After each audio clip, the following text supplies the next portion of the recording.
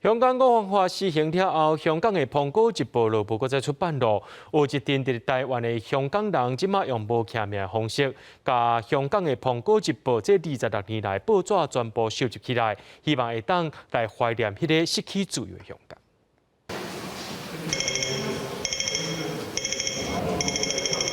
香港车路顶的写伫电场放送，这是香港人共同的记忆。一群伫台湾生活的香港人，开3年的时间，收集香港《苹果日报》26年来的出版，伫台北的文化总会展出部分典藏，望大家透过《苹果日报》，会记伫香港为以前的自由繁华到现主时的变化。在台湾会做类似这样的事情，就是因为在香港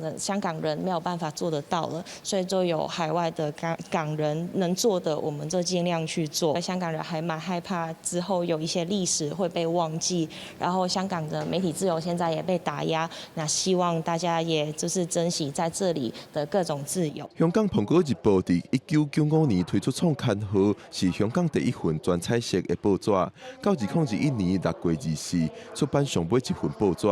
策展团队伫现场展出侪社会运动口号的手板，象征香港《苹果日报》伫26年来伫香港各种议题一直徛伫民主自由的立场。在香港有很多的自由，可以做很多的事情，然后到我们看到社会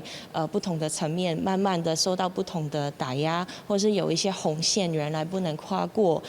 然后到最后现在香港的《苹果日报》已经落下。团队甲这个历史拢备份伫展览场。 希望互伫台湾的香港人怀念，嘛互台湾人知影《苹果日报》对香港的意义。团队面对媒体是用无签名的方式接受采访，因表示，就算是伫咧台湾，也是惊吓以后会互清算，致使因做这款的选择。